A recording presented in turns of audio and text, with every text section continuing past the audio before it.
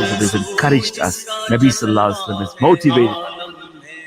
चार सू कल्ब को उसकी रूयत की है आरज़ू जिसका जलवा है आलम है हर चार सू बल्कि खुद नफ्स में है वो सुब्हान हो बल्कि खुद नफ्स में है वो सुब्हान हो अर्श पर है मगर अर्श पर है मगर अर्श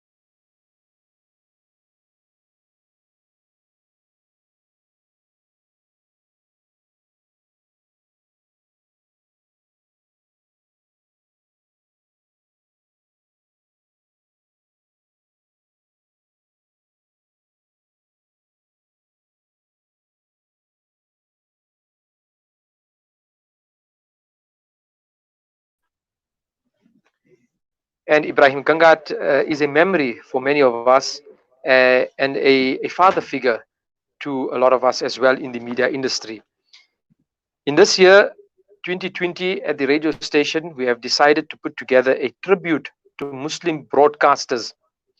And all of these broadcasters media field have made a immense and a huge contribution in their various unique ways and different platforms. But all of it, we believe, has been inspired of this particular program through the life and times of Ebrahim Gangat. So today I'm joined online by none other than his former colleague at CII, colleague I think in life for many, many years, and that is none other than Ashraf Ismail, and I'd like to welcome him to the program. Assalamu alaikum wa rahmatullahi wa barakatuh, Ashraf.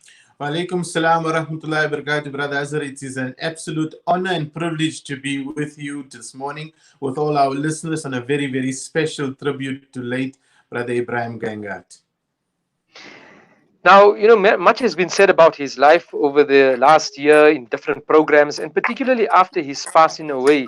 There's some instances and, stories and anecdotes that we had not heard of before. But what was your interaction with him first? Let's start off there. Brother Azhar, there are so many memorable moments with Brother Ebrahim. I won't even know where to begin. But let's start right at the beginning, if it were. I started with Channel Islam International back in the year 2003.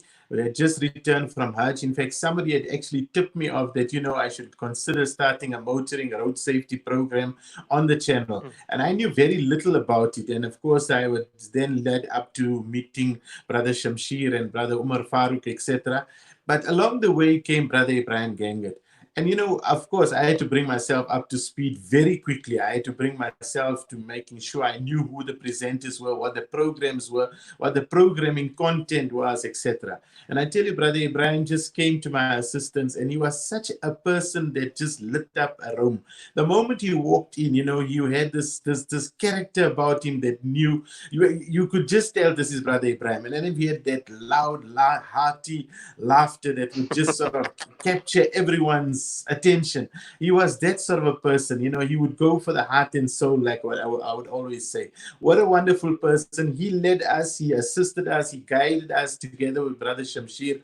We went through the motions, and I mean, what did we know? Everything we know about radio and broadcasting was thanks to these people. They were our mentors, they were our coaches. Until today, alhamdulillah, we are where we are because of their hard work and their dedication, selfless dedication, I must add, to making sure that youngsters like us, newbies like us, were actually groomed. Absolutely. I mean, the first time I saw him was at the Radio Islam offices. He'd already started employment at CII, and for some reason, I just joined Radio Islam back then. For some reason, he needed to come and pick up some CDs, and there was Yes. this bubbly, middle-aged man bouncing around the Radio Islam offices, the old offices, still not the new one that many people know right now. And there he was, and I asked some of the friends of mine that, who's this uncle? He seems to be such a live wire. And they said, no, this is Ebrahim Gangat, and he used to be at Radio Islam before, and now he had left. And I said, oh, this is the man. A few years prior to that, I used to listen to the Yes. radio station. I would hear him in the mornings as I was going to school and pulling out of the yard. We heard him, introducing the Surah Yasin and the day's Yes. program. So he's been in it for years and years and years. And I think his life is just such an amazing inspiration to so many of us. But unfortunately, I mean, last year we had his passing with a sudden onset of cancer, and left a huge void in the Muslim media broadcasting space. Uh, have you felt that? And I don't think we've actually managed as a community to put somebody up once again to be able to adequately fill that space. I totally agree with you, brother Azhar. I think one must also remember that we mustn't try to emulate what he is or what he was. The memories he left with us and what he is the fact that we can all try to aspire to be him. But we can never be him. Brother Ibrahim was such a person. I used to always admire him. He was years elder than I was. And I must say that I used to often ask him, Brother Ibrahim, what do you have for breakfast? How is it that you can remain on such a high constantly? We youngsters, we used to come in, and somewhere along the program, a 2-hour show, halfway to the top, we're like already out of puff, we're getting kabrats and stuff like that. With Brother Ibrahim, it was always energetic, always from the word go till right to the end. And when he closes the studio door behind him and he walks through the passage, meeting us along the way, he still exudes that same energy, which was just absolutely awesome. We could take a leaf out of his book. He used to put us to shame, really, that much I must say. And that energy, used to carry out across the airwaves to such an extent that, brothers, that I do a lot of traveling. And often when we meet a lot of our listeners at the masajids, I used to have my bumper to bumper sticker on the car. So the brothers always said, oh, so you are stuff. Oh, good, good, this and that. And he was one of those personalities, together with Mufti AK, that were the faces and the voices of CII. I mean, everyone, young, old, male, female, from the urban areas to the rural areas, etc., they all knew Brother Ibrahim. And they would ask, how's Brother Ibrahim doing?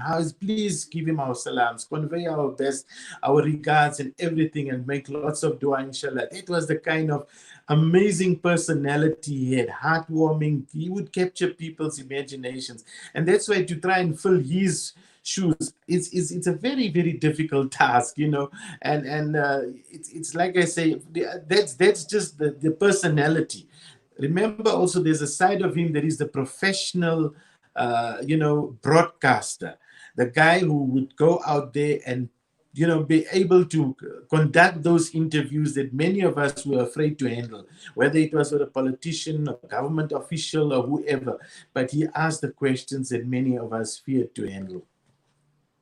Absolutely, and I've seen, many of us know Ebrahim Gangat from the airwaves, right? So the interviews that were taking place, and the radio personality and what was being said on the radio. But the minute he walked out of that door and back, like you said, down that corridor of CII or here at Salaamedia, back into the newsroom area, that excitement and energy would continue. And then I would say his actual work really began, because he would sit down And this part of his life, not many besides those who were actually in the office or spent time with him in the office would know. At CII, he would go into that office, private office of his, and close himself up in there. He'd switch on the computer, and as is usual in many newsrooms across the world, computers are always slow, and you got to wrestle with it a little bit before it gets going, and eventually it kicks in, and then he'd start his research for the next day, and he'd go through tons and tons and tons of information every single day. Up until now, we've been complaining in the last few days, we still receive the Star newspaper in an actual newspaper form, as a subscription. And we used to get this day regularly, and a number of other newspapers. And those newspapers are still being delivered to us. And we're wondering to ourselves now, you know what? It's time to cancel this kind of a subscription. It's all online, it is there. But that's what Ebrahim Gangat had instituted. He got that newspaper out every day. He'd fine comb it and go through looking for stories, particularly in the bottom end of pages and inside the paper, those hidden away stories about the SASA grants and about the challenges of people and how people were struggling. And he'd tell Ponti, that time being his executive producer, and the rest of the news team, that find those stories, find those people whose voices are not heard, who don't have an opportunity, who are on the back end or the bottom pages of the paper, and let's bring that story out. And that was the sentiments that were shared by in his research and his work. But so let's look at some of the prepared clips that people have sent through. I'm just being shown here now by the team that we have something that has been prepared by his longtime friend, colleague, and I think contemporary, Mirza Yaur Beg from India. It's an honor to be asked to speak about my dear brother Ebrahim Bhai Gangat. Sabahul Khair. That's how I remember him. His booming voice, the smile in his voice, always good cheer, alhamdulillah. One of the best interviewers that I have ever faced or worked with. Unlike most interviewers, Ebrahim Bhai allowed you to talk.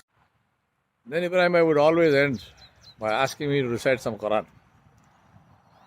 Ask Allah subhanahu wa ta'ala to give him the highest stations in Jannah and to be pleased with him and never to be displeased. I remember the broadcast that he asked me to do from Arafat, and he said, Yaur Bhai, just describe what you are seeing. And subhanAllah, what a description, what I was able to tell him, and his du'as at the end of that. May Allah subhanahu wa ta'ala fill his qabr with noor, and may Allah subhanahu wa ta'ala be pleased with him and never be displeased. Yes, that was Mirza Yaur Beg speaking to us out of India this morning and sending through that video clip. Did he ever pose any questions to you, Uncle Ashraf, in your interactions with him, perhaps during an interview?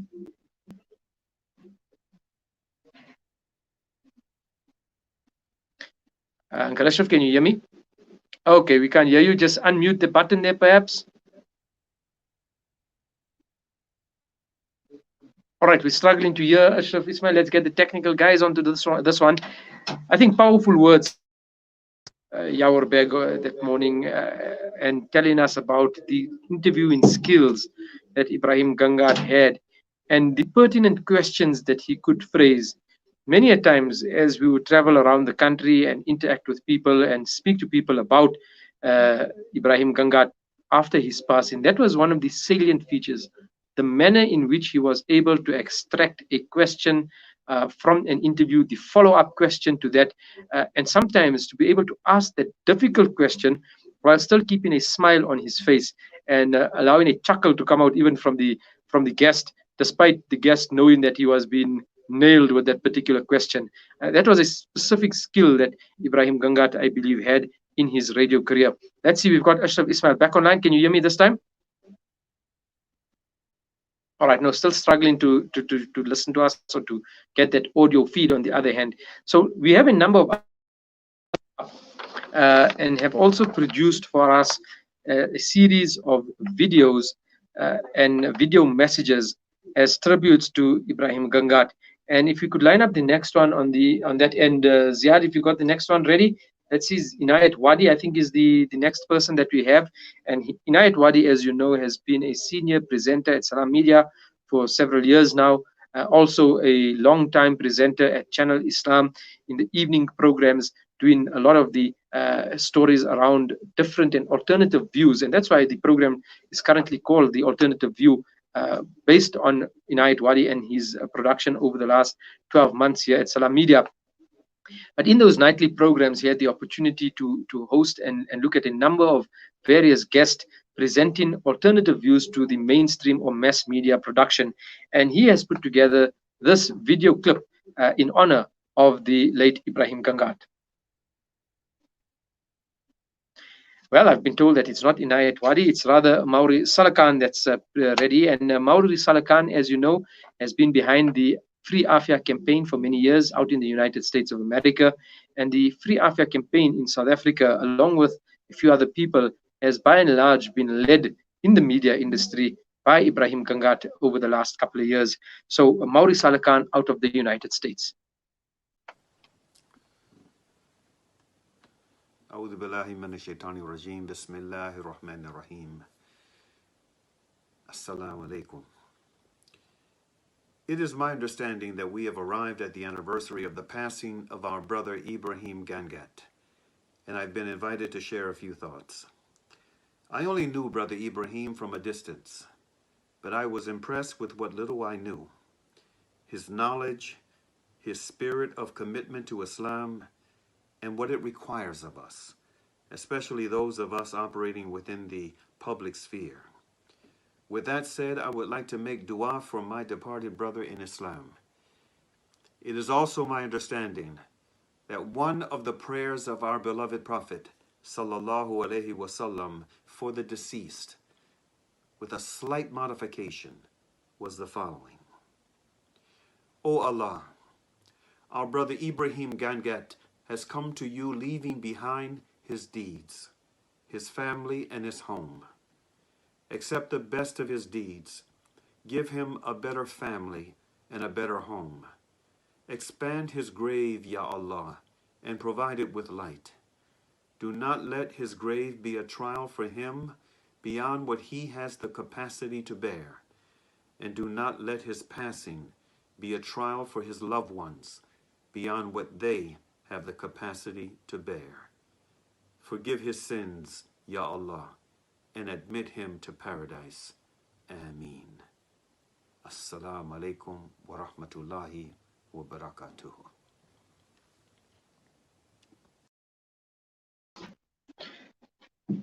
Yes, those are the Khan, and you do know him as one of the campaigners behind the Free Afia campaign, and he's been very, at that consistent, and behind all of that has been the media coverage presented and prepared by Ebrahim Gangat over the years since the early 2012, 2013, and continuing consistently drumming on the case, calling for the freedom of Afia Siddiqui, and she still remains incarcerated in the United States, a cause that many have forgotten, but that we keep alive with the memory of Ebrahim Gangat.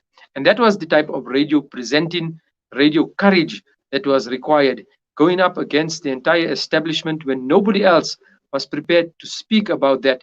Ebrahim Gangat brought the cause of Afia Siddiqui right to the fore in South Africa, put her at the forefront of attention, and allowed for that kind of a campaign and swell of support for her call for freedom. And I think, inshallah, one day, when Afia Siddiqui is freed, that information about the role of Ebrahim Gangat will be presented to her, inshallah.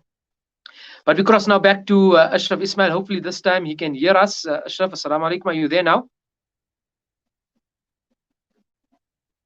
Well, now I can't hear him. So let's see. There still seems to be some technical problem that is in the system right now.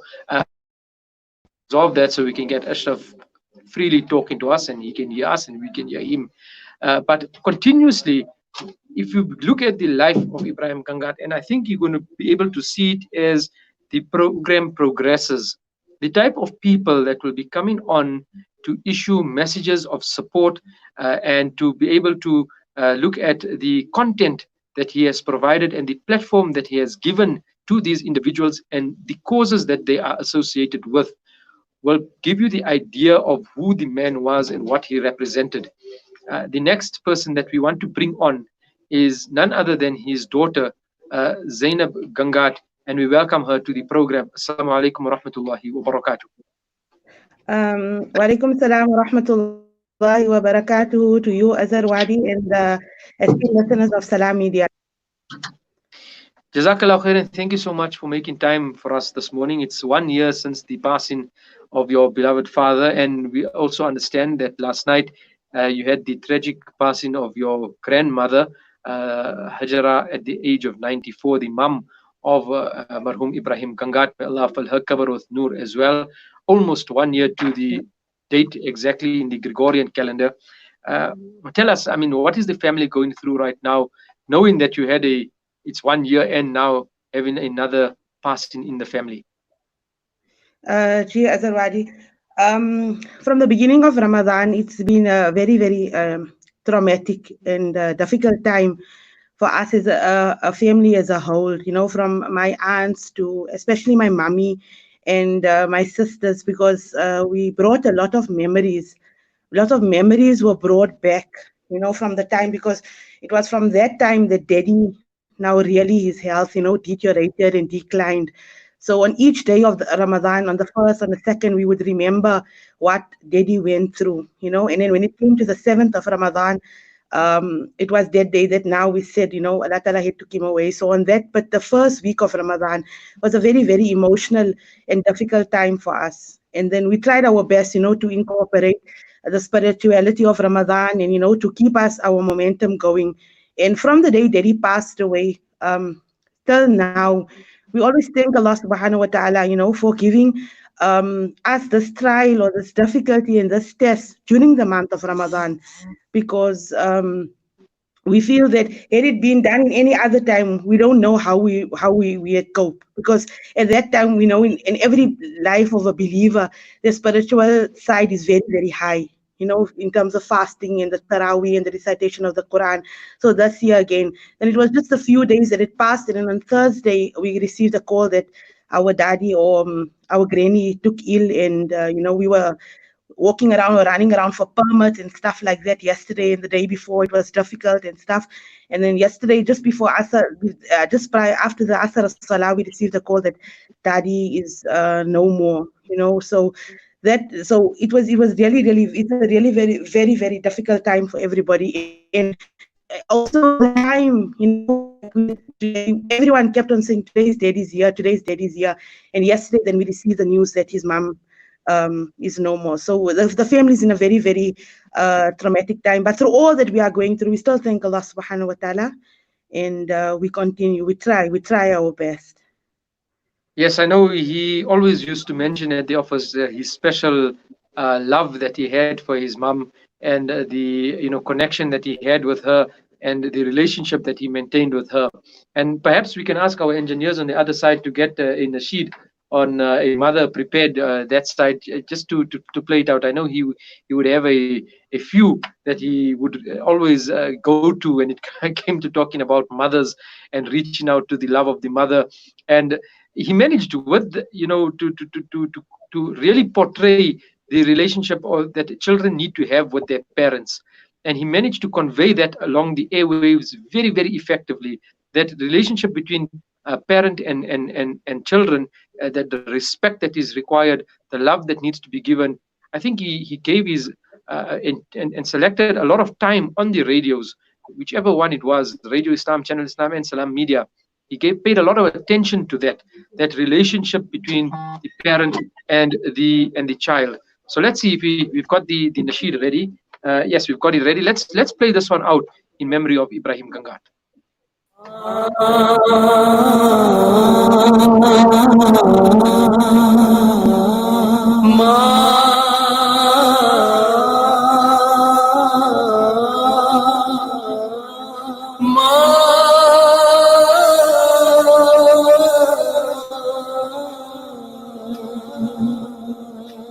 खुदा ने मुझको दिया तेरे दुआओं से माँ तेरी दुआओं से मिला है जो भी मिला माँ तेरी दुआओं से माँ तेरी दुआओं से माँ तेरी दुआओं से जहाँ जहाँ भी गया लोग दिल बिछाने लगे जहाँ जहाँ भी गया The Phoenix Dawa Care Center has been assisting the poor in Phoenix for the past 40 years. We provide many sponsorships and various services such as a crèche, preschool and madrasa for ladies, bursaries and scholarships, sandwiches to schools and clinics, Operation Qurbani, Winter Warmth Project, Hajj and Umrah sponsorship for the past 16 years, food hampers and Halim in Ramadan. A Section 18A tax certificate can be issued on request. Call Ruqayya Bobat on 031 500 1499. All contributions are welcome for the Phoenix Dawa Care Center. Dad, well, I've been chatting with an investment broker today and... Broker? Did the broker tell you that our economy is a mess? There's bushfires in Australia, America wanted World War III, and now the coronavirus is traveling around the world. Well, I also thought about purchasing some crypto. Crypto? What's that, like another pyramid scheme? I don't trust what I can't see. There's an apartment in Belito. So only your family will be asking to stay there for free. And what if the government takes it away, eh? Dad, I don't think it works like that. I'll tell you what works. Gold. At your age, I invested in gold coins and it paid for your university fees and your wedding. No contracts, no agreements. Your investment is in your hands and you own it. With a 70% growth in only 5 years, do you still doubt gold investment? Contact RJ Coin today. 031 202 4701 or visit them at 151 Stephen Lamini Road in Musgrave, Durban. Randery Jewelers Gold Coin Exchange. Your passport to gold investment. Never before has humanity faced a pandemic like the COVID-19 virus. The World Health Organization has declared the coronavirus outbreak as a global pandemic. Penny Appeal believes in prevention being the cure, and we remain firm in standing by our commitment to support and help those in need. Because the border have closed, so I'm very, very affected. So they are lacking in the supplies. I hope government can find a solution. Our response is to provide hardship grants to those experiencing a loss in income in the months to come, and hygiene kits for the vulnerable at home here in South Africa and Syria and Palestine. Show compassion in the midst of crisis. Donate to our coronavirus emergency appeal now. Be proactive. Be aware. Help save a life. Donate today. Call 031 1100 573 or donate via www.pennyappeal.org.za. Penny Appeal. Small change, big difference. Helping a fellow human being is of reward, no matter how small the act of virtue. Our baking, FP&M CETA accredited sewing classes, computer and coding classes have been a game changer for so many disadvantaged people. Make your zakah and lillah a perpetual reward by teaching a skill to a needy person, transforming their lifestyle, empowering their future. Request a Section 18A tax exemption for your zakah and lillah donation. Contact us at 041 484 1288. The Al Fida Foundation, investing in humanity. With over 80 years of experience, IG Hussein and Company are renowned for their quality Islamic wear and goods. IG Hussein and Company stock a variety of Islamic items, musallas, kitabs, Medina dates, perfumes and exclusive gifts. We guarantee you a unique and friendly shopping experience for the entire family. Visit our new branch in Overport at 202 Kenilworth Park, Brickfield Road. Open 7 days a week with ample parking and wheelchair friendly. Like us on Facebook or Instagram at IG Hussein for our latest promotions and updates. IG Hussein and Company, your Islamic lifestyle. A man of charm. When we look at the morning, we thank Allah Ta'ala for the beauty of the morning. Bouncy and bubbly. Have you ever heard of a first world country that was governed by blacks? Barack Obama in the United States is a black guy, Mr. Euster. He's swart, he's okay. Yeah, that's true, but he's not black. He's actually colored. A man of passion. What about the many little kids that are dying? Is there enough attention the government is giving to this particular topic and subject? A fighter for justice. I'm not saying anything, no allegations, no claims. What do you believe you did wrong in Orion Cold Storage for the situation it finds itself in now? A guardian of the public interest. Corruption in South Africa includes the private use of public resources, bribery, and improper favoritism. A seeker of the truth. But at the end of the day, the facts and the truth is something that has to be revisited. A father to us all. It will not probably be something affecting us now, but 20 years down the line, our children are going to be badly scarred by this evil of pornography like they are with music today. A pioneer of Islamic radio. What should be the response of the Ummah? What should basically happen on such type of situations? Salaamedia, a global voice. Yes, I just love it. He really cracked us up with that one. Barack Obama is a black man running a first world country, but he's not actually black, he's actually colored. I tell you, Ebrahim Gangat. But nonetheless, we were having a chat with his daughter, Zainab binti Ebrahim Gangat, and she's now with us live. You can catch this entire discussion, in fact, the entire broadcast on our Facebook page as well, facebook.com/Salaamedia. And then it's live streaming on our social media pages as well as our website, www.salaamedia.com. We have a list of, and no, don't forget our YouTube page as well. This is a new feature that we've included into the entire broadcast in Spectrum. So on the Salaamedia page on YouTube, you can get this entire program also and many other of our podcasts there. Zainab, if we can come back to you quickly. I mean, over the last year, I'm sure now you've had a chance to digest the life and times of Ebrahim Gangat outside of your family life, the various interactions that he's had across the country and the people that he's met or the people that have had the privilege of meeting him. What are some of the perhaps anecdotes that you can recall from his life that others have told you about? Okay. After the passing away of Daddy Azhar, we had, we ourselves were quite surprised, to a certain extent, the amount of people that Daddy, he touched so many people's lives, and I would just like to bring, because sometimes in our life we don't know there's certain actions that we do in our life, that only it's known to Allah Ta'ala, that Allah Ta'ala can bless a person, with such a beautiful death, in such a beautiful mode, in such a beautiful time, etc. And like Brother Ashraf Ismail was saying also, that most or majority of the people would always tell us, when Daddy met them, then they would feel as if Daddy liked them the most. That's how they would feel, and the amount of attention that he would give to a person when he met a person, and how he would speak to them and how he would dedicate, even if it was those few minutes that he spent with them, but, he would make them feel as comfortable as possible, and Daddy was also, very into, social work, also, helping certain people and all that. So people would come and tell us, my last penny, I didn't have anything, how much Daddy would assist them, how many times Daddy would assist them over and over and over again. So those were just about a few stories that we would hear from people, and alhamdulillah, over and over, time and time again, we would thank Allah subhanahu wa ta'ala for honoring us, or blessing us rather, with a father like that.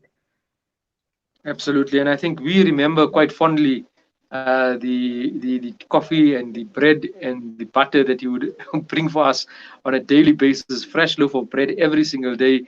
And now and again, you would even get for us some guenyas, those fat cakes, and you would bring it to us, and we would have every day at 10 o'clock after his program. We would all sit down in the kitchen and enjoy a hot, fresh cup of coffee and some fat cakes. One of the main stories, and I know this that he was very passionate about, was the cause of the Rohingya people out in Bangladesh and their persecution in Burma. And he would really go out of his way to understand the situation and to try and regularly make sure that it had a space on the airwaves and that people were beginning to know about it long before the actual massacres of 2017. I know even in the CII days, he would really say this is a story that we need to propagate. And from the Friends of the Rohingya is none other than Shibnam Mayat, Advocate Shibnam Mayat, who produced and put together this video clip. It's pretty clear that being a Muslim inherently means being an activist, and not in this new agey pop culture kind of way, but in a way where an individual really motivates for political and social change. So in 2012, a group of us began Protect the Rohingya to raise awareness about the world's most persecuted minority, and from the start, Ebrahim Gangat took it on as one of his own issues, and we knew that he had many issues, but he always spoke about his Rohingya brothers and sisters with a lot of love and a lot of passion, and his unmistakable enthusiastic introductions, no matter how early in the morning it was.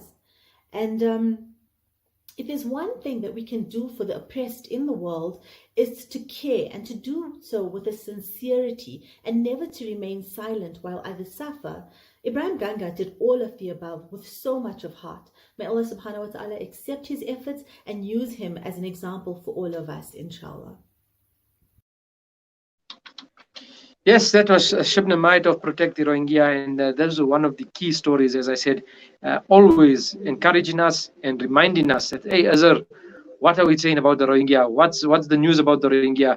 Has any latest issues developed? Or if he had read something or picked up something on the news wires or the website here or there, can't we have it on this program? Let's put it in that program. You know how these people are suffering. Nobody's talking about them in the world. Why isn't anybody talking about them in the world?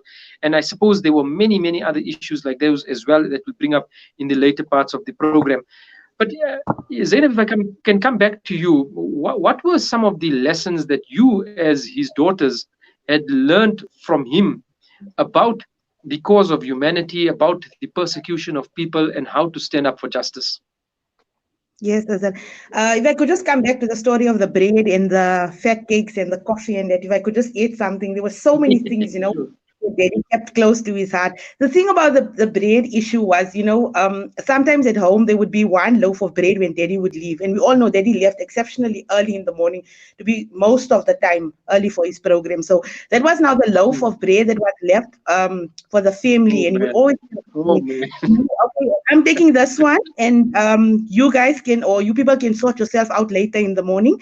And see how you all get bread, or if it wasn't like that, he would make sure every single night after Salatul Isha, he would either go to the garage or to the, the cafe, and he would buy 2 loaves and say, please, this one is for the work and the second loaf is for you people.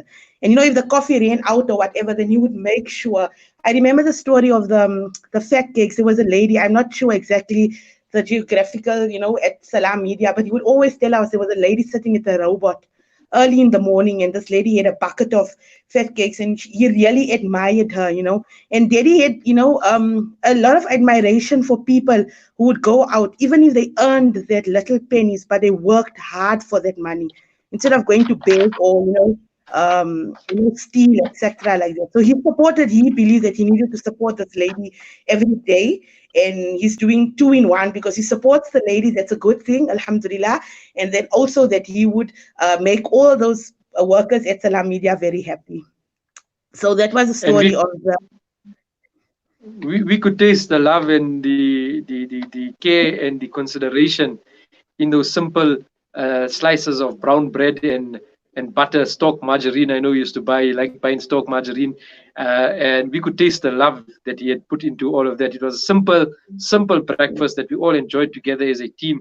And I think after Ramadan, we need to reinstitute that particular practice because it's kind of like died out once Ebrahim had left us. And I think we're going to definitely reinstitute that one. Now, as I was saying, what were some of the lessons about humanity and the care for humanity around the world that you had learned from your father? Okay. There were many others, but if I could just, on the tip of my fingers, the first one, Daddy had a great, how can I say, a great admiration, or a great, this thing for injustice. he didn't like it, whether it was on a large scale. If you look at the people of Rohingya, the people of Palestine, that's why all these people, that are oppressed, he kept them, all these causes, he kept them very close to his heart, and he felt that people should know it, whether it was on a large scale or whether it was on a small scale. Like even when there's a marriage problem and he feels that one party is being oppressed or whatever, then, so on a whole, then he just didn't like the thing of oppression. He hated it, okay, everybody, but I mean, that's why he kept things like that, close to his heart. And the other thing is that he did a lot of social work, and he felt that, every person in their life must be given a fair chance. If a person comes to your door and is asking for something, whether the person is not talking the truth, whether the person is coming with a different side of a story or whatever, every person should be given a chance. And he also believed that if Allah Ta'ala had blessed you with something, then don't like raise your lifestyle, take that money or whatever you have that Allah Ta'ala has blessed you with, and share it amongst humanity at large. Finally, Sister Zainab, in conclusion, are there any words, anything special that maybe you'd like to share still with people that are watching and listening today? Gee, definitely, Azhar. The first thing I just wanted to, mention regarding Daddy, that Daddy was a person who loved, to make salam to every single person. Okay, and he would do it in a audible, in a loud way. Some people would tell him, Ibrahim Bhai is a bit too loud, but he felt that every person, whether you were hard of hearing, whether you were not hard of hearing, etc., whatever, then you would be able to hear him wherever he went. Daddy loved, and I think that's something that's so important in today's time, because we see through the hadith of Nabi Sallallahu Alaihi Wasallam, and that spread salam amongst yourself, every person, no matter who the person was. And he had a great dislike in people, especially amongst the Muslim communities, where each one would pass the other one and would not make salam. He would observe and say, this person doesn't make salam. This person doesn't make salam. What is it just to make salam? That was the first thing, that he loved it. Every person. And even if you read through the hadith of Sahaba radiallahu ta'ala anhum, how they would take competition in making salam. Even if they would pass by a tree, and the tree would separate them, when they come again together, they would make salam to each other. So he loved it. He loved the act of making salam to people all the time, whether you were young, whether you were old, etc. The second thing that Daddy, instilled in our lives, or this thing, he believed that every family should have at least one meal together. And Daddy he would tell you straight, okay, our meal, because everyone had their own lifestyles or whatever, Daddy would say our main meal for our family was supper. So everybody, no matter where you were, no matter what work you had to work yourself around, and you had to be on the supper table. So then, and at that time, he believed that was family time. So we would eat our meal, finish, and then sit a half an hour, 45 minutes, and just discuss, the whole day. So there's many things, and then like how you mentioned, Azhar, a great love for his mother. We were just mentioning yesterday that Daddy spent close to 35 years as a widow. So since the day his father passed away, they were Daddy was still young, Daddy was still very young, and he grew very, very close to his mother, till the end. And in Allah Ta'ala's hikmah and wisdom, we know why Allah Ta'ala took Daddy away before Daddy. And if it was the other way around, we don't know what situation we would have faced ourselves with. He had a very, very close connection to his mommy. And those are just, the three most, important things that I can remember. And I would just like to say, a big shout out or jazakallah to my mommy. She's truly, we would always say Daddy was the pillar of strength. Now we saw a different pillar, and mommy's really been a pillar of strength, to us three, because we don't have any brothers, we only three sisters. And so she's really went out all her way, to try and be as strong as possible for us three sisters, who sometimes find difficult to cope with our babies. So those are, I think, just the three lessons that I can think of on the tip of my fingers. And to you, Azhar, Vadi, to Hafiz Shamshir, to Ponti, you people have been with us since Daddy's illness from January, and you people haven't left us. Shamshir, Azhar, Ponti was telephoned and said, Azhar says this, Hafiz Shamshir says this. You have people being in contact with us all the time through Mami's Iddat, with all the assistance and, through what all, even just the moral support, the emotional support that you've given us, etc. And we really, really, as a family, as a close-knit family, I mean, like amongst my mommy and my sisters, we're really, really grateful to Salaamedia. You people haven't just excluded Daddy and made as if nothing has ever happened. Continuously, right up until today, you can see it's a year, but still, it's Ebrahim Gangat always. It's Ebrahim Gangat always. Till where you all took the initiative to try as far as possible to write the book on Daddy. We've been having some teething problems, but inshallah that will be sorted out once the lockdown is over. And we'd like to say Jazakallah to you, Azhar and Hafiz Shamshir Ponti, and the rest of the Salaamedia. I mean, Jazakallah khairan to you, and may Allah make it easy now with the latest loss, and may Allah subhanahu wa ta'ala grant both Abba Hajara as well as Marhum Ebrahim Gangat the best residences in Jannah. Make it easy for you as the family, and we continue inshallah with our support to you guys. Jazakallah khairan. Go well, Zainab. Assalamu alaikum wa rahmatullahi wa barakatuh. Wa alaikum salam wa rahmatullahi wa barakatuh. We continue with the broadcast inshallah after the news from the studios of Al-Ansar.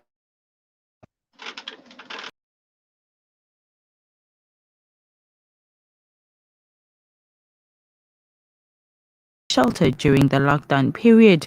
The UN envoy to South Africa, Nado Sebekele Thomas, says that the world body is pleased with South Africa's response programs to the outbreak. Meanwhile, Nursing Union Democratic Nursing Organization of South Africa believes that the decision to reopen the Netcare St. Augustine's and Kingsway hospitals was premature. The union has said that unless they received an investigative report into how the outbreak of COVID-19 spread at the facilities, the nurse affiliates will be told not to return to duty. They also want the safety of their members to be guaranteed. At the weekend, Netcare's Craig Murphy said that a permission to reopen the hospitals was taken following advice from the KwaZulu-Natal Department of Health. In a statement yesterday, the nurses Amandla Shabangu said that there had been no transparency as to what caused the outbreak of COVID-19 to spread at both medical facilities. Shabangu said that they were concerned that nurses and other essential workers could still be at risk if the cause of the outbreak had not been identified and attended to. In more local news, mothers who gave birth at the General Justice Jizenga Mpanza Regional allegedly unable to register their newborns at Home Affairs after they were refused entry by staff members who accused them of being infected with COVID-19. The parents said after traveling long distances and spending hours in queues at the Stenger Home Affairs offices in Hewlett Street, they were met with insults and indignity from the staff who refused to assist them. Last Tuesday, Health MEC Nomagugu Simelane Zulu announced that the hospital would stop accepting new patients and would be turned into a quarantine site following confirmation of 16 COVID-19 cases.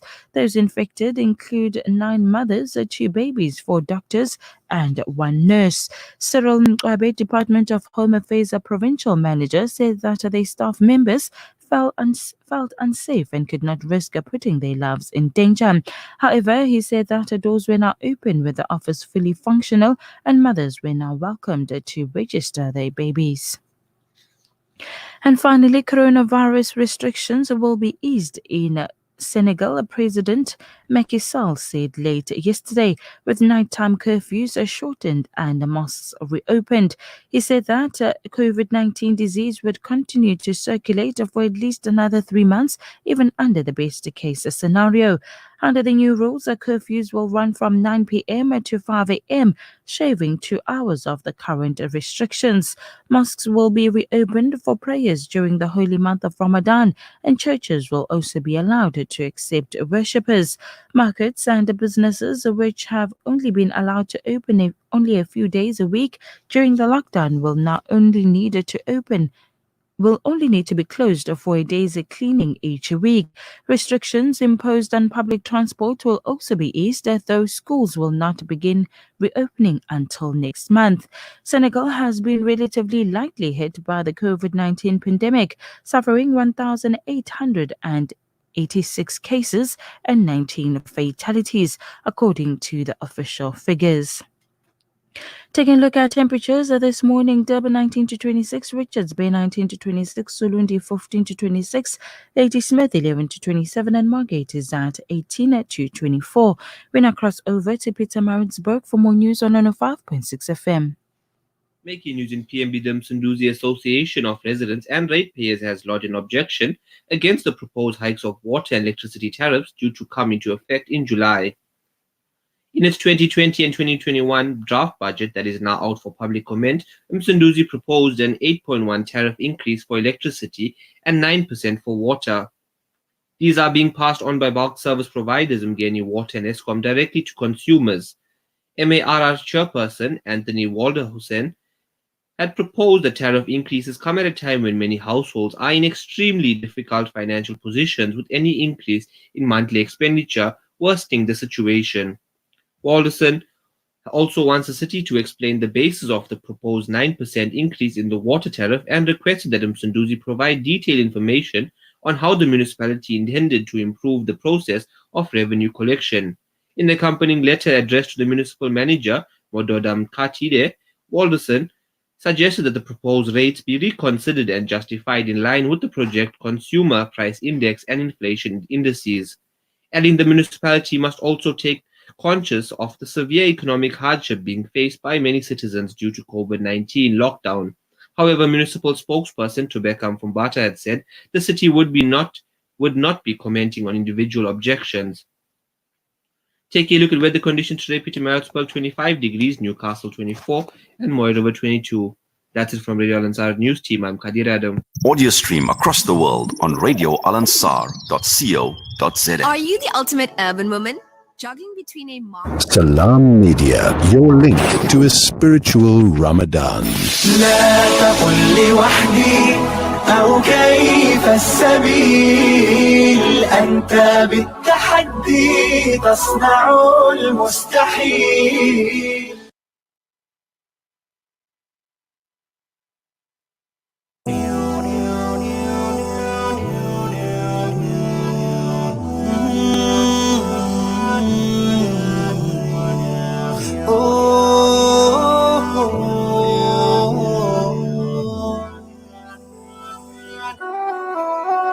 These days, I feel like you're in pain, and it feels like you're in chains. So worried you can't think straight. But things change like rainbows after rain, and nothing ever stays the same. I know you've lost your way, 'cause you don't know what tomorrow holds. So you gotta hold on just a little more, 'cause in the middle of you will see this love. You are listening to Salaamedia live from our headquarters in South Africa. This is Salaamedia, keeping you company this Ramadan.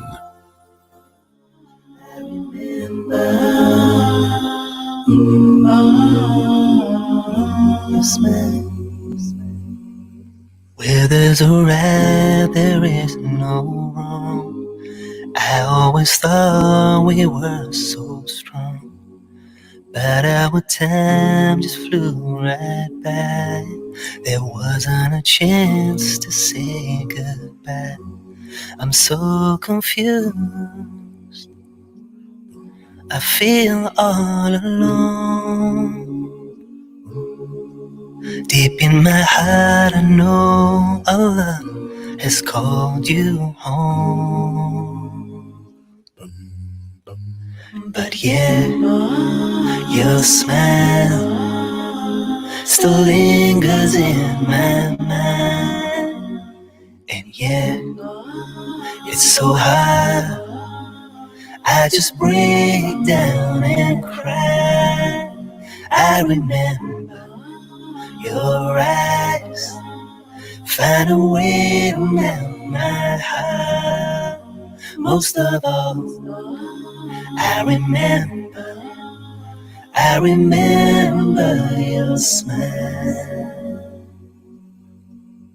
Sometimes I lie awake at night, the pain in my heart I just can't fight.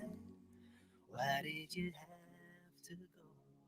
بسم الله الرحمن الرحيم الحمد لله رب العالمين والصلاة والسلام على أشرف الأنبياء والمرسلين سيدنا محمد وعلى آله وأصحابه أجمعين. السلام عليكم ورحمة الله وبركاته. أهلا وسهلا ومرحبا بكم to Salaamedia and your early morning program called News and Views.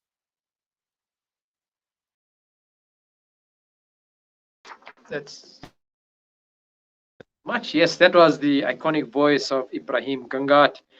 And many of you would remember that bellowing and exciting and hearty welcome every morning. And one such person is indeed Fahim Muhammad. And I'll read a little bit of what he wrote about his tribute to Ebrahim Gangat. And we'll be having him on later today at about 9:30. And he crosses over to us from Sydney, Australia. But nonetheless, he writes, there are some people who come into your life who leave an indelible mark on you. The late Ebrahim Gangat was one such person. My first impression of Gangat was when I was a teenager and he made his first break on radio as a breakfast radio presenter on Radio Islam, as it was known at the time. As I was neatly dressed in my school uniform and was rushing through my breakfast, which mostly consisted of cereal and tea during my high school days, my mum had her small radio switched on in the kitchen, where the smooth and radiant voice played a formidable part of my morning routine. I distinctly remember my dad calling him dynamic, and I always appreciated how motivational he came across. He was never short of adjectives when describing the morning. So no matter how dark and dreadful the weather was, he was the benchmark of positivity.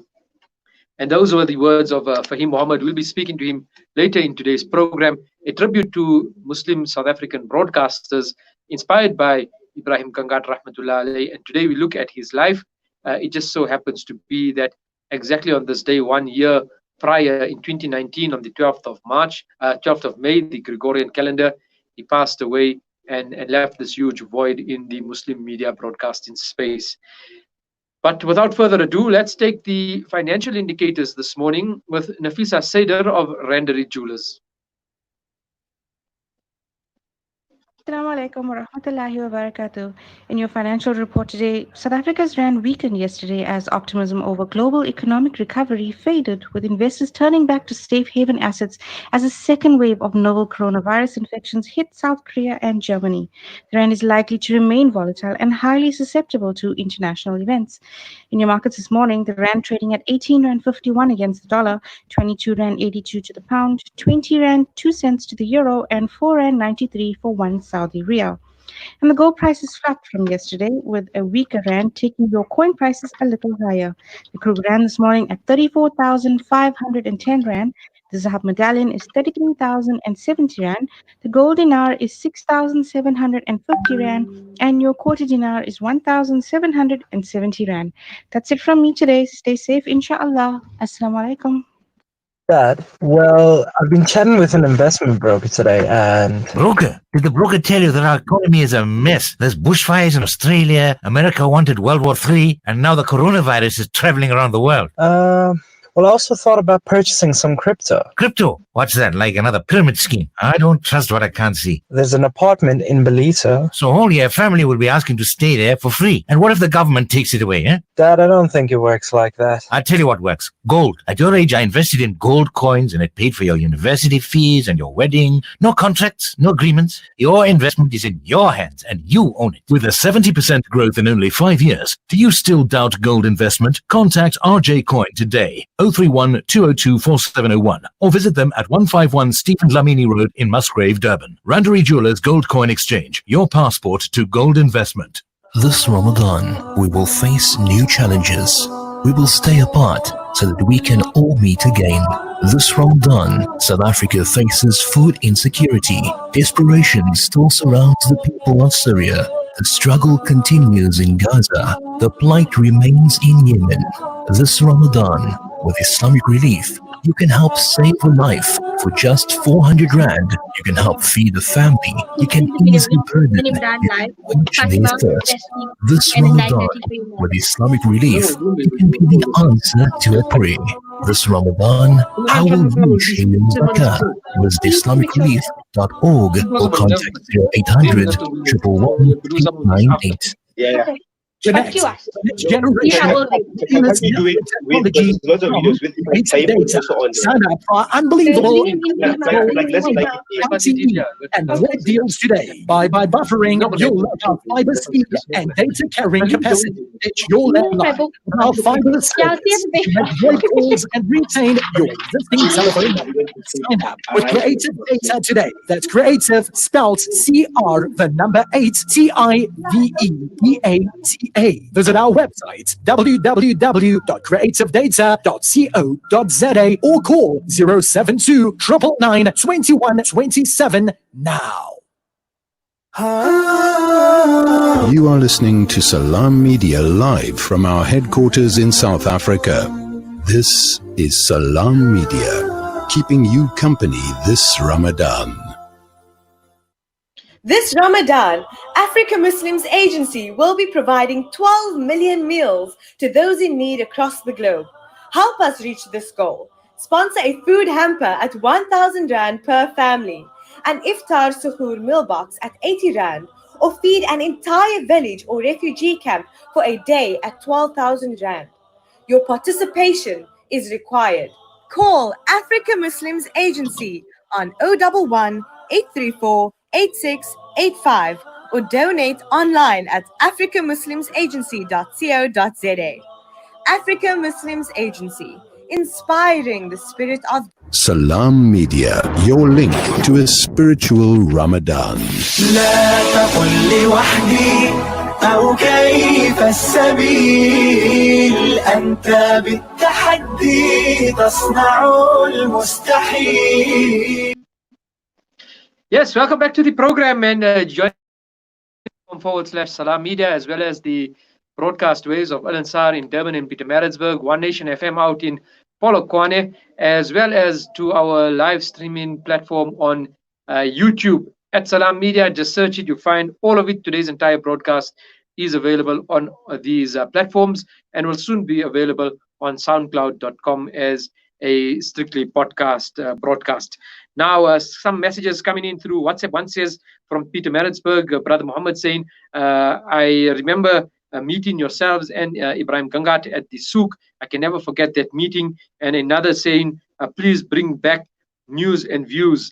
We love that name, News and Views, for the morning program. So perhaps those are some considerations that we will have.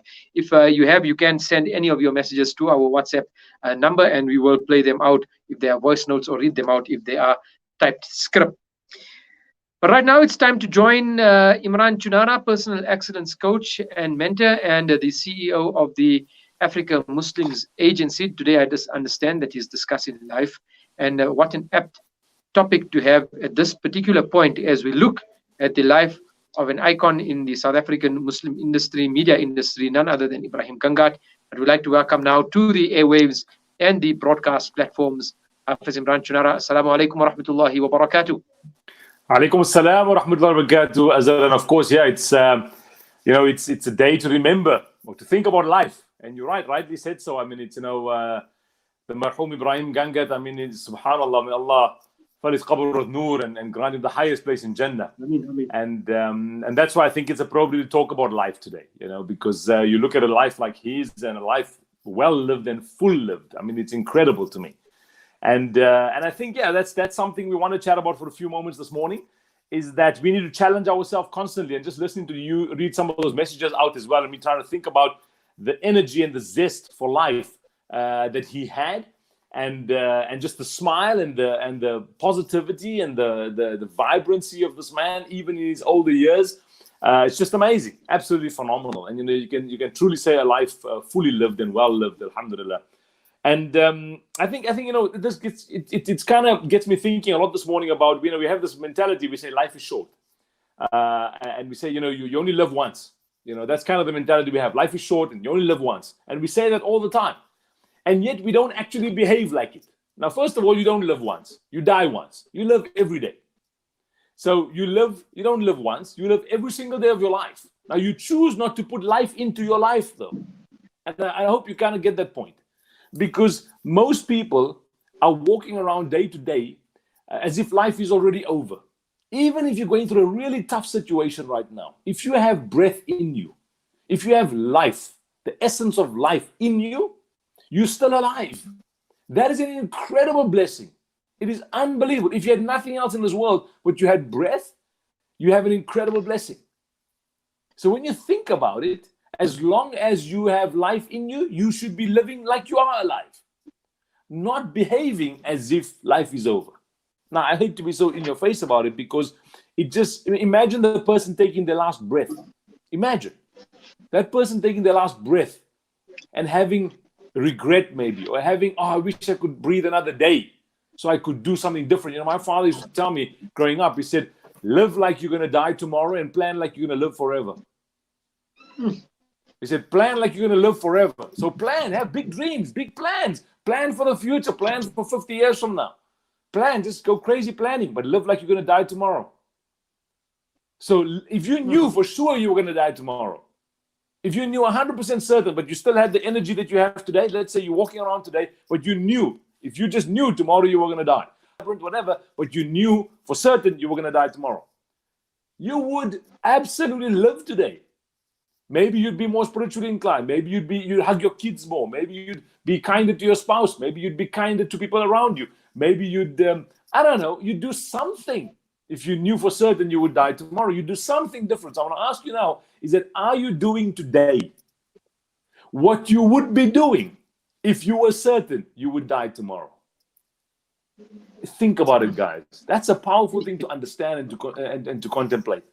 Because we go through our days and our weeks, and we look back on it and we don't have much memories, because one rolls into the other. It's just, there's no real substance to it. So looking back on a person's life, when we think about a person who's deceased, like Marhum Ebrahim Gangat, or like any other person you might long for, or whatever, or think about, or want to honor their life because of what they've done, and you admire it, let's not get caught up in admiring it without reflecting on what we are going to do with our life, because that person's life is over, so to speak, in this world. Yours and mine is not yet. It's hypocritical almost to talk of someone who's passed on and talk about their amazing achievements and how much admire, and yet when we look into our lives and we see that we are mediocre and we're not trying our best. I'm not saying you must equal that person. I'm not saying you must do exactly what that person did. You can't, because your purpose is different in this world. Everybody's got a unique purpose. If two of us were supposed to be exactly the same and do exactly the same things in this world, exactly the same way, in the same fashion and manner, then there's no need for two of us. There's only need for one of us. But the fact that there's two of us, it means we have a unique purpose. So I'm not saying you must be Uncle Ebrahim Gangat. I'm not saying you must do exactly what it did. But I'm saying if you're going to admire what it did, and remember and honor and respect what he did and the life of purpose that he lived till the last moment, then you have to reflect in your own life and say, am I living a life of purpose with high energy till my last breath? Because again, plan like you're going to live forever. Live like you're going to die tomorrow. But if you were certain you were going to die tomorrow, would you do what you're about to do today? Would you continue doing what you're doing right now? Is it how you would spend your day and invest your day? So Azhar, I just think it's, life is an important subject. We can talk for hours about just the concept of life and just the human being. It's amazing to me. Let's share a few moments on that. We do have some time, the concept of life. I mean, these are deep philosophical, or what we would think or imagine to be huge topics to discuss, but if we can break it down and simplify it. Yeah, absolutely. And I think, this is important to think about, and a good question is that how do you break it down? How do you simplify it? when you think about this for a second, first of all, if you look at it this way, I mean, I'm 46 right now. I mean, if you think about it, I've got a goal right now that I want to live to 100. Inshallah, Allah knows best. I want to live to 100 with full energy and full passion. Now, I don't know what your goal is like. Now, you might think, yeah, but you can't control when you go. Of course I can't. Like I just said, but I'm planning to live for a very long time. And if my creator decides that when I put this phone down or in the next 5 seconds, my time is up, okay, then my time is up. But I don't know that. You don't know that. So you got to plan. Like you're going to live forever. That's that's the only thing you can do. You've been given the ability to plan, to dream, to set goals. So, because remember, your life is an example to everybody around you. You are living an example to others around you. So that when you think about your life, you're living an example. What example are you and I setting? Are you setting an example of commitment, of responsibility, of passion, of balance, of fairness, of kindness? Life is not about, okay, I'm going to live to 100 so I can make truckloads of money. I'm going to live to 100 so I can own 50 cars. I'll live to 100 so I can, well, you know what? Frankly, what's the point of all of that? I'm not saying you mustn't. I'm just saying, what's the point? There must be substance to it. Life is substance. In my view, if I want to define life, life is substance. Life is substance. And I want you to think about, there must be substance. What does substance mean? Substance means something that's tangible, something that can be talked about, can be visualized. It's substance. It's not just something you can't, when you think about it. So your life has to mean something, has to have some substance. I made a couple of notes here. Let me think about this for a second. Now, most people talk about retirement. Uncle Ebrahim didn't retire. Who developed the concept of retirement anyway? Who developed that concept? When you think about it, who came up with, okay, retirement, you became less productive, you are no longer needed in society, so you must go home, stay home, and be there, and then somehow, just live your last days of your life, retirement. The concept of retirement, you retire when you die. I mean, because I know what we mean. You and I mean retirement when I stop working in my job, in my career, in my profession. Yeah, but when you stopped working in your career, whatever you call work, did you stop living? Has your life retired?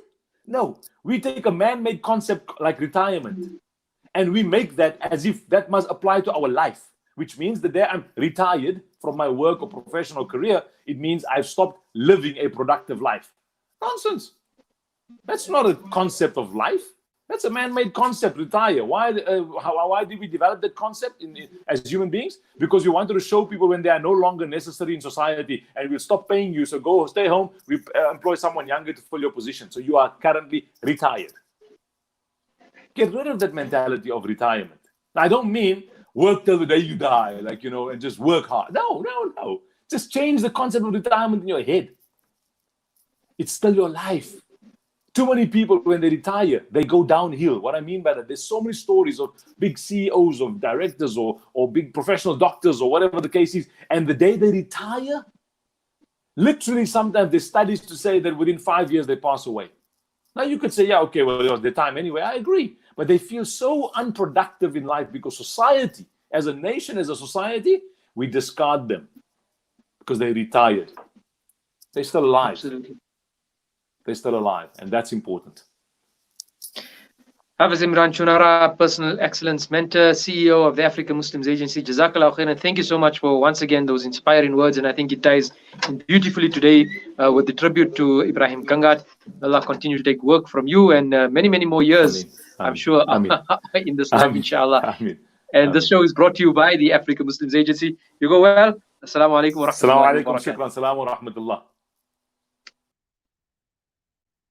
Yes, let's take a quick ad break and our program. We'll be crossing over to Sydney, Australia to speak to Fahim Mohammed.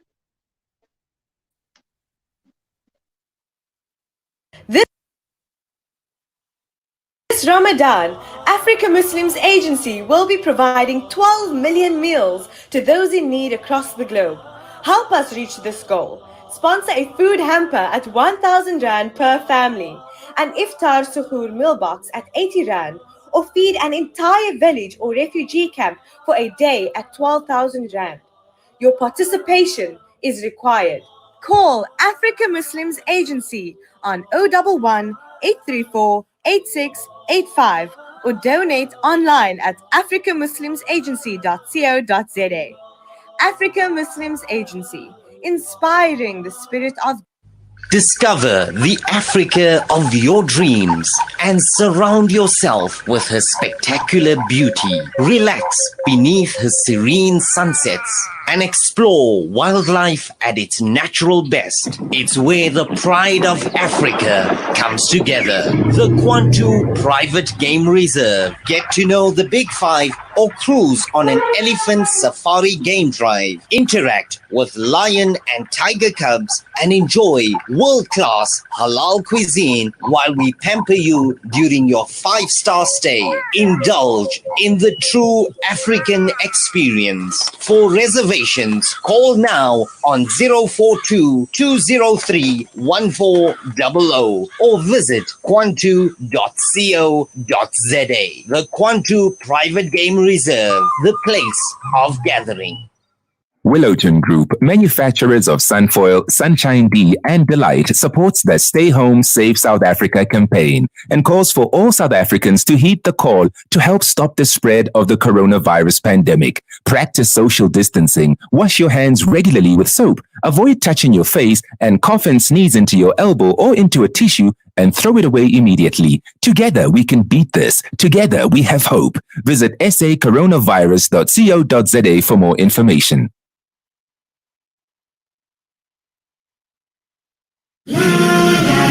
It's a new beginning. It's a new era. Salaamedia, humanitarian journalism.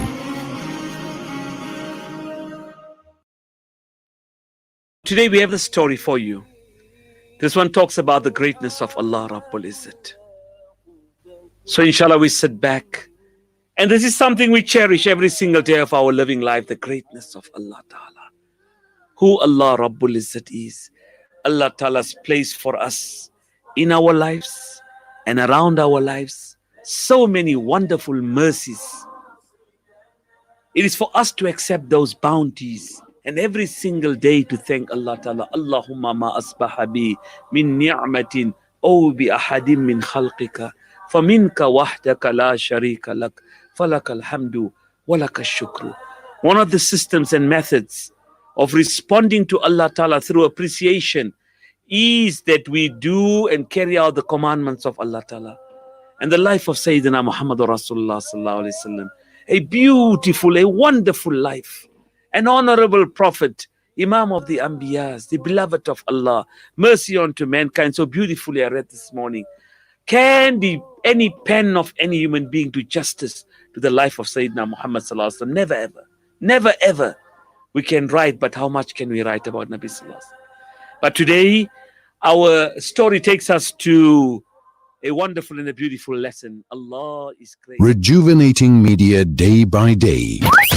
This is Salaamedia.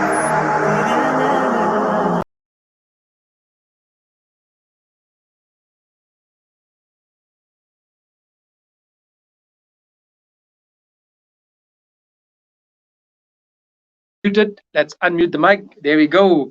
Welcome back to the program. You're listening to Salaamedia on the broadcast waves of Al Ansar, Foundation FM, as well as Salaamedia online and the satellite broadcast. And not forgetting our live stream out on Facebook. And you could catch this on YouTube as well.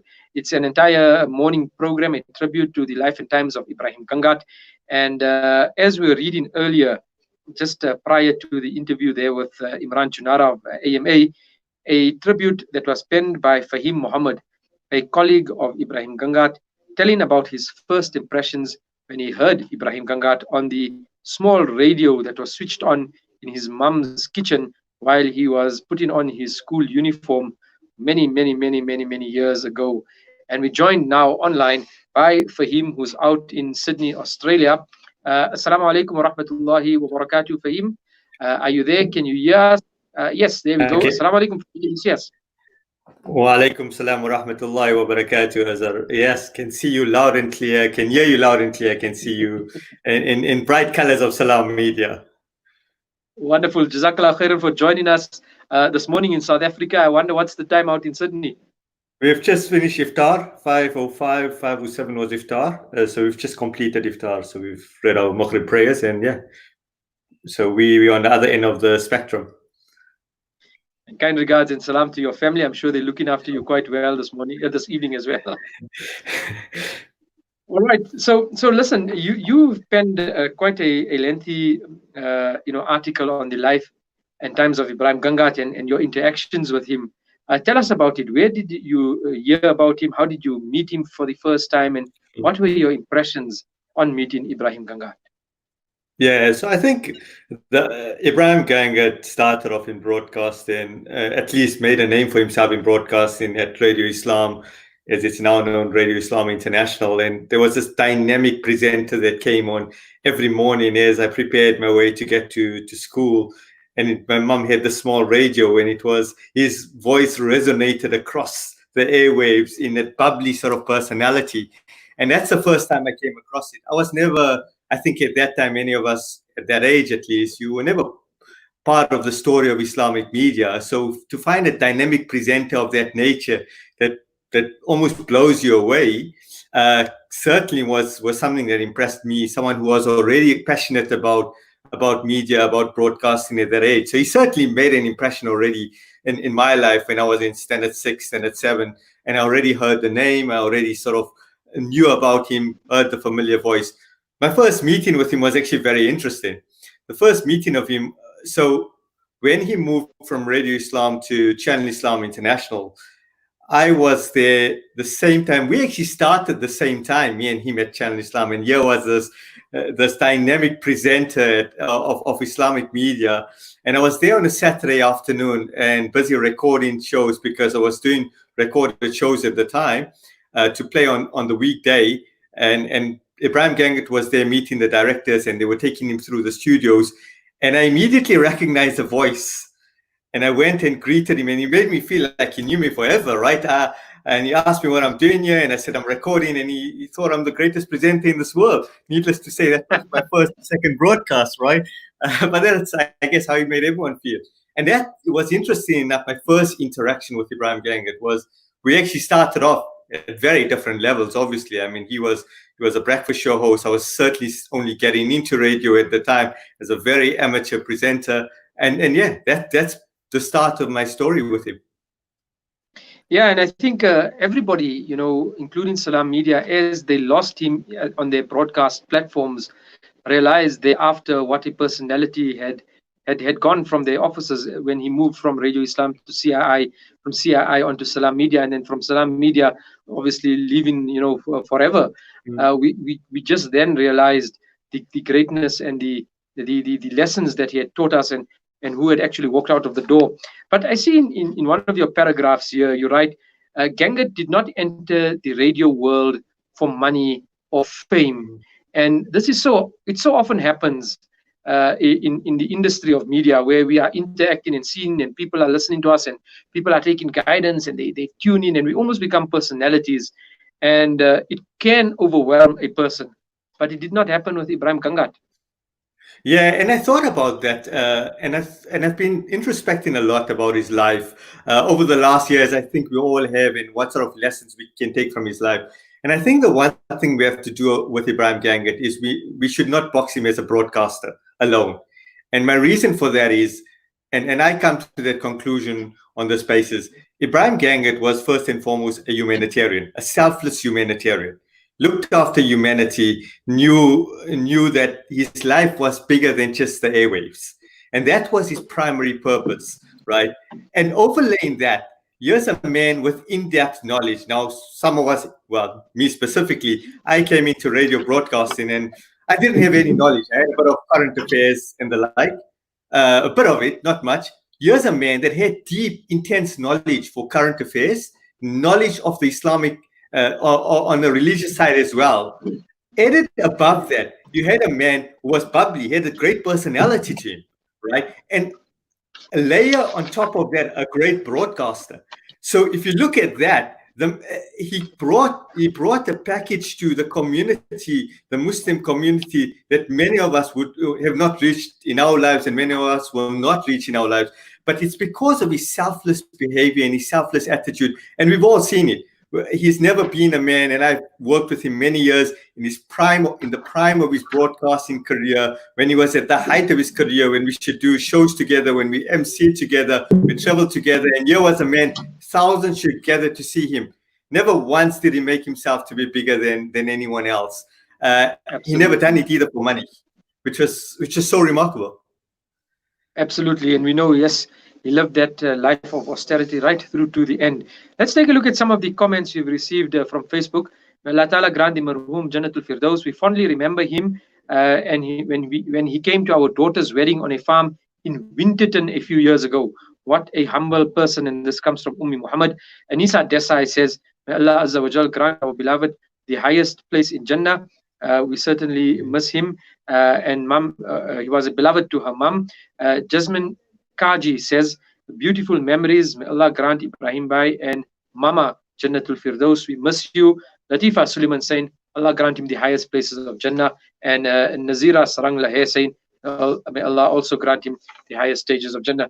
We've got a clip that has come in from Brother Ashraf Garda, and we all know him from his great broadcasting career at SAFM, and a media personality of note himself. So let's sit back and watch these few words that were shared with us by Ashraf Garda. Absolutely. It's quite incredible to think that it's been a full year now since the passing away of Ebrahim Gangat. I first got to know the name, in fact, when I went to do a radio course at I think a school called ABC Ulwazi, and immediately they told me, do you know an Ebrahim Gangat? Because he's also done this course, and he's just a fabulously enthusiastic person and really bright. So without even having met him, his fame and his legacy already preceded me, and that stayed with me, forever, right? Thereafter, we've had many interactions. Of course, he's been on different broadcast platforms. He's always come across as an incredibly committed human being, and a committed Muslim, a committed South African, and committed community worker, and committed to his craft of delivering a message to the people every single day, wherever he's been. So I think he's been committed and resilient, which I think has been very, very important. Yes, those are himself a distinguished broadcaster in the Muslim community and nationally across South Africa. Let's take one more of those video chats, if possible. Let's see if we got it lined up. No, we're moving on, and we'd like to thank Fahim for his time this morning. We didn't get a chance to greet him on his departure. I think we're still going to bring him back later in the program. But now, somebody that had, there we are, Fahim, welcome back to the program. I see you there. All right, let's just take one more person before we move on with the discussion, and that is Safira Kaka, a study presenter, one of the senior presenters at CII Channel Islam International.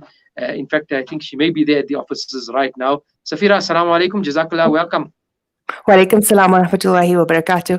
Actually, I'm not in the office, I'm in my home office right now. Oh. All right. Anyway, so we'll put it down to social distancing. Yes, absolutely. Safira, I know you've had, coming in at CII many years ago. You knew Ebrahim Gangat for a very long time, and you had a close relationship with him, almost as a mentor as he brought you through the radio world. Absolutely.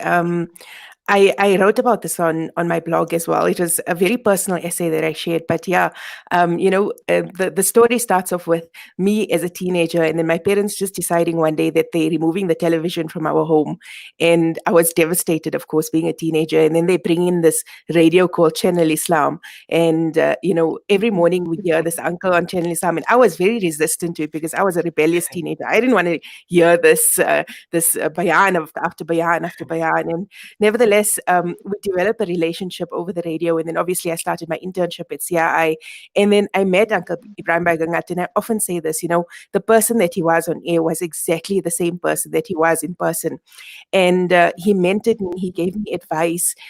He's the reason that I have a career in Islamic media at the moment. So I can't even explain to you. It was, the loss for me was almost like losing a father figure. Through some of my difficult personal, my personal life, through some difficulties, he always mentored me.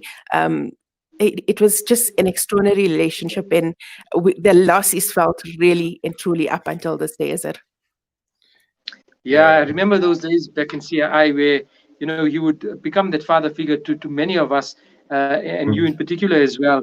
You are also a Rhodes graduate, right? So there's not many that have that academic background in journalism and then translate that into a career. Some of us just, by the way, become journalists.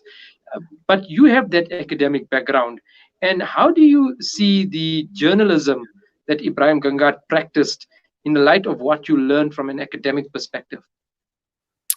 For me, the academics and the theory was vastly different. To be very honest with you guys, I didn't enjoy academics. I didn't enjoy the academic perspective of my course. I like when the radio bug, but I actually like the physical workings of the radio station.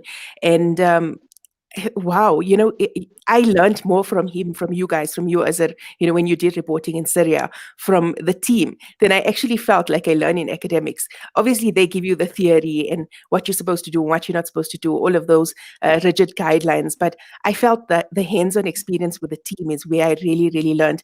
And I came in as, quite early on in my career. And really sitting in the meetings, and I used to just be gobsmacked and just take notes and just listen to everything that he had to say.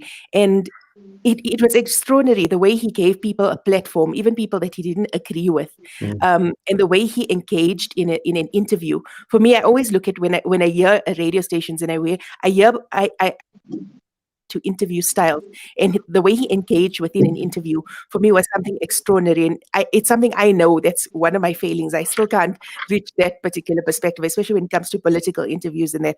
But he was amazing. He really was, alhamdulillah, really amazing at what he did. Azhar, if I could jump in and just relate a story that's on the back of what Safira said, I'll never forget. There was at one stage many years back at the height of protests against Pick and Pay. So people wanted to boycott Pick and Pay. They were supporting Israel, and Ebrahim Gangat managed to get Sean Summers in studio, who was at that time the CEO of Pick and Pay. And everyone was waiting for the moment where Ebrahim Gangat would go hard on him. And the mannerism of that interview, I equally was impressed with the way he handled himself, notwithstanding the emotions behind the issue. It was incredible. All right, I think I've lost the connection there. Can you guys hear me on that side? Yes, we can hear you. Yes, loud and clear. All right, okay, let's continue. There's been a request for the WhatsApp numbers, so we're going to get that sorted out ASAP. But for him, if I can just bring you in there for a moment, right? Both of you guys were quite young when you started out at CII. And Ebrahim Gangat was the father figure, the mentor. Between the two of you, if you can just both comment on it, working in that young team, knowing that there's somebody there to give you that little bit of guidance, how did it make you feel coming into the media world? Well, it was great having him there as a mentor. It was, and I think Safira mentions it very eloquently, right? He was a great mentor. I'll give you another story, and I've got so many coming up as we talk. And many people won't know this because this is behind the scenes of what happens in media. There was a time when perhaps I was immature and naive as a youngster, done some stupid things on air, got suspended. And Ebrahim Gangat called me and said, "Come, we need to discuss this." And he had management there, and he was there, and he put up his hand for me and said, "I'm not letting this boy go. I'm going to stand guarantee for him that he will not make this mistake again." And that's a level of which he stood up for me. That's a level of mentorship he gave to me. If it wasn't for him, my radio career would have probably ended at a very young age. but he was there for me, and he stood particularly during my earlier years where I could go onto him, when I could go to him, speak to him. We traveled a lot together on a number of events. I got a lot of insight from him during that time when I did spend time with him on road trips to Durban overnight, speaking to him. So that was incredible, though. And I think the value you get out of it, as Safira mentions, these are lessons you learn for the rest of your life. Absolutely. I think Azhar is gone, but I just want to give also two incidences. I always judge a person's character not with your ability to agree with them on everything, but what happens when you're both disagreeing on something. And we would have furious debates all the time in the studio. We would disagree on many things, but it was always with an insight of so much of respect. It was never resentful because of the disagreement. And a second point that also stands out is that I used to always ask him about anecdotes about when they just started off in Islamic media, and he would tell me about going to the voice clinic and doing the training. And I always used to tell him that, you know what, it's something that I feel I should do because I say a lot of on air. I don't have the eloquence that is needed. And he actually initiated for us to be taken or go to the voice clinic. And for me, that was another outstanding feature because, I mean, how can you repay that? That has done so much of good for my career. So alhamdulillah for that as well. And he allowed us. I mean, he allowed us to have equal opportunity on air. Right here, you have a legend of the broadcasting arena, and you co-host with him, and he gives you equal airtime. That was selfless of the man. And even from a female perspective, there's little encouragement to go and explore the topics that a lot of that people shy away from. And he gave that mentorship and that advice to explore the topics and direction on how to go about tackling very sensitive issues on my show on air as well, which for me, it actually initiated within me a bit of bravery to say, okay, you don't need to stick to a tried and tested formula. You can change the status quo along. Welcome back, Azhar. Yes, trying to really across this technology, but nonetheless, I think I'm there now. There's been a request for the WhatsApp number, right? So 061-766-0355, 061-766-0355. If you'd like to send in a message, of your memories with Ebrahim Gangat or any of your interactions with him, please do that. We'd gladly welcome them and play them out on air as well. Safira, I would like to thank you for your time this morning. Jazakallah khairan for giving us the opportunity to speak to you. And we, take those words, I think, to heart, that your memories of Ebrahim Gangat. And hopefully, inshallah, we can all learn from the life and those lessons that he taught us and propagate it to others. I think that would be the legacy that he'd like to see us as youngsters that came under his wing. Whatever we learn from him. And if I can come back to what you wrote here for him. There was no hypocrisy in what he propagated and how he lived. The life that he spoke about was the life that he lived, and knowing the lessons that we've learned from him, I think he would have appreciated it if we lived that life as well. Jazakallah khairan, Safira. We thank you for your time. Assalamu alaikum wa rahmatullahi wa barakatuh. Wa alaikum salam wa rahmatullahi wa barakatuh. Fahim, let's take a look at some of the clips. There's a few more that have come in. Nafisa Saider from Randari Jewelers has sent us one. Let's see what words she can share with us about the life and times of Ebrahim Gangat. Let's hear it. Uncle Ebrahim was one of the most observant, attentive, and knowledgeable men. He was humble and compassionate, and he had such a vibrant personality. And what I remember about him is that in every interaction that we had, whether it was on radio or even in person, was that he'd always give me, even if it was the littlest, he'd always give me his du'as. Alhamdulillah. May Allah Ta'ala grant him the highest stages in Jannah. Ameen.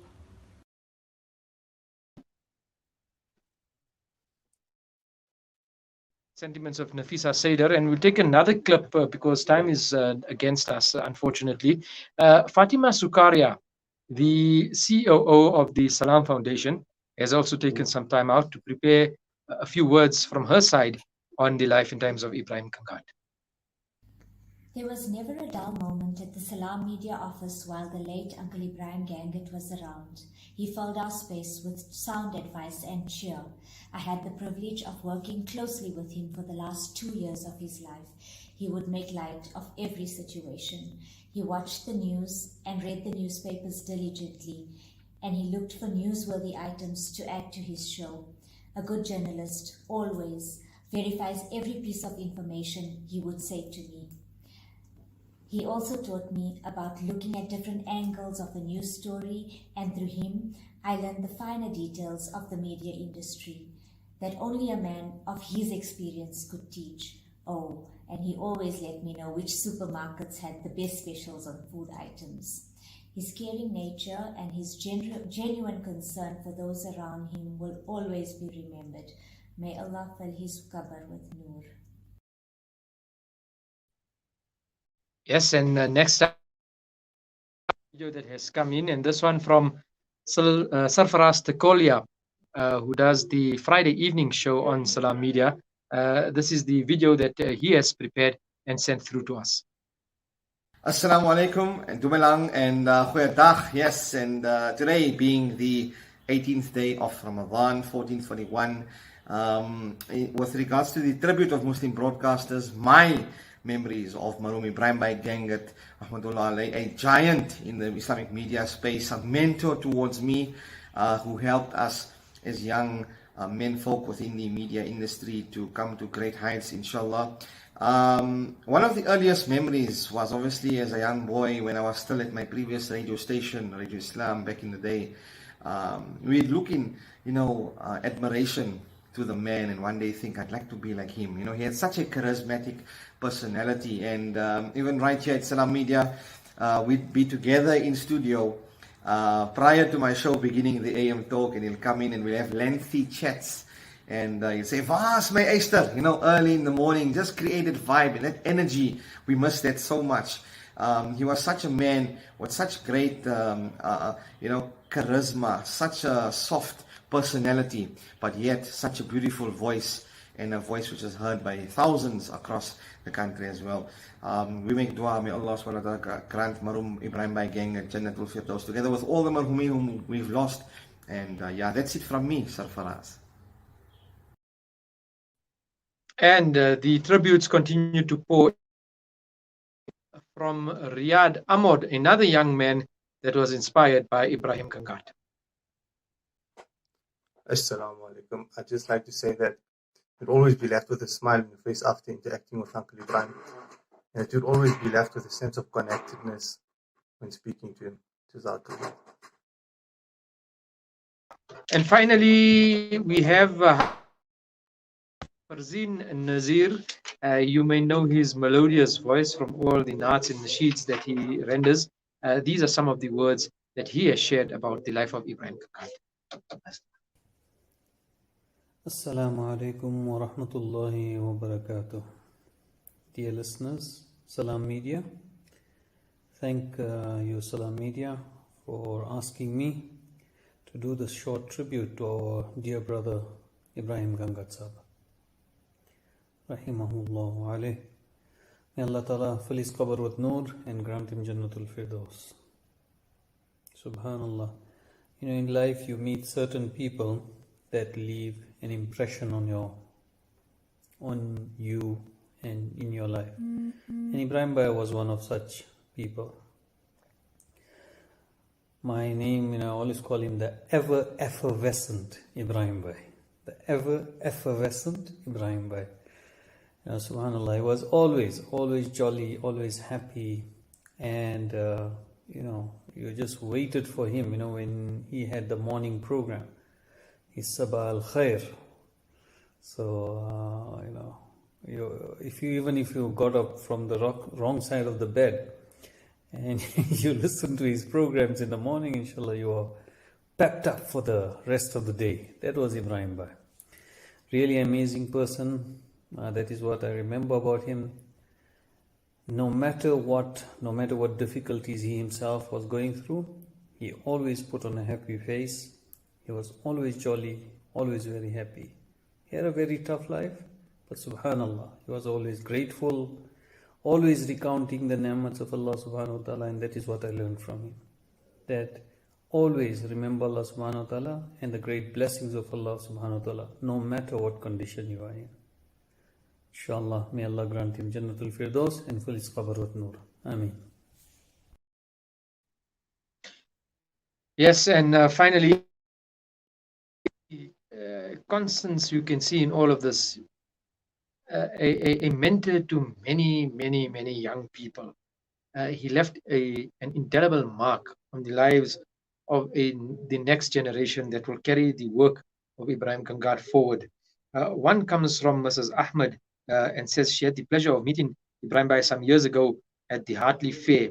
And as they were happening to be walking out of the fair towards the exit on the closing of the fair, and her first impression was, what a humble, gentle giant, a down-to-earth man with the most captivating heart and a warming voice. And for our final tribute this morning, we take from Mabrur Ahmed, and again connected to the Rohingya cause.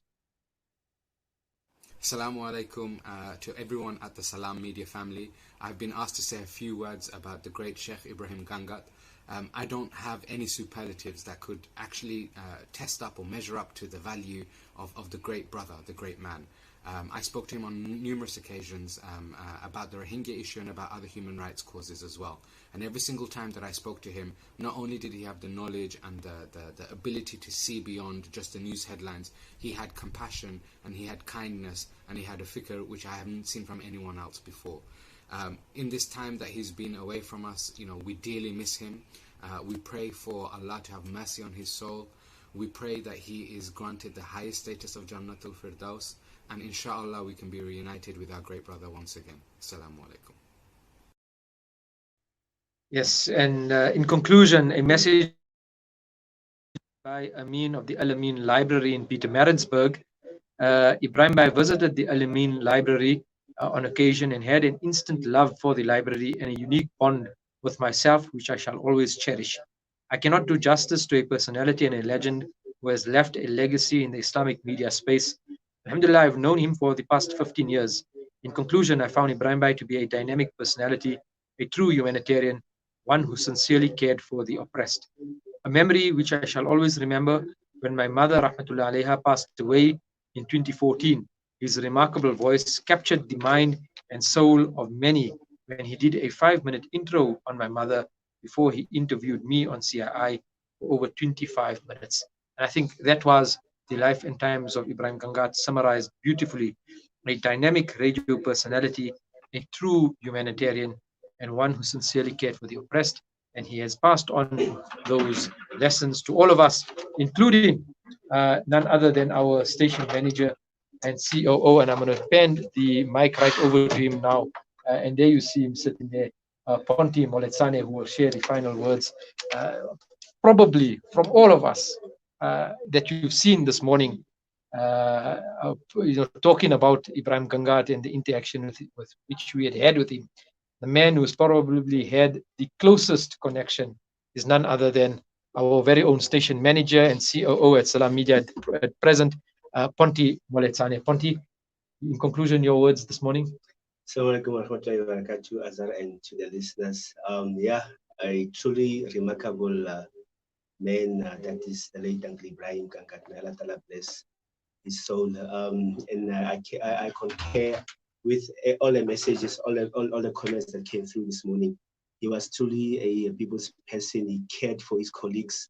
He was loved by the people that came across him. So we would really like to thank everyone who have taken that time to send us messages. There are messages that we didn't play.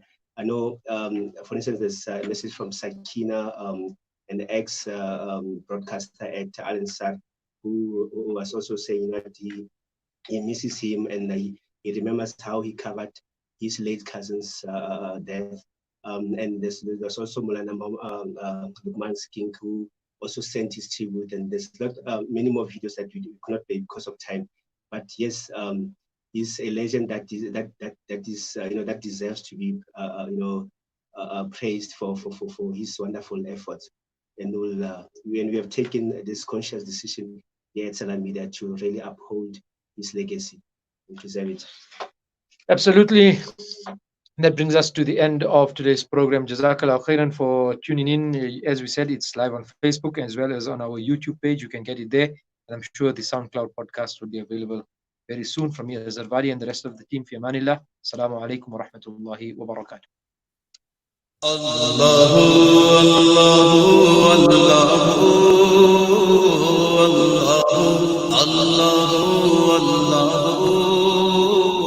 اللہ اللہ اللہ اللہ اللہ اللہ اللہ اللہ قلب کو اس کی رویت کی ہے آرزو جس کا جلوہ ہے عالم ہے ہر چار سو قلب کو اس کی رویت کی ہے آرزو جس کا جلوہ ہے عالم ہے ہر چار سو بلکہ خود نفس میں ہے وہ سبحان ہو بلکہ خود نفس میں ہے وہ سبحان ہو عرش پر ہے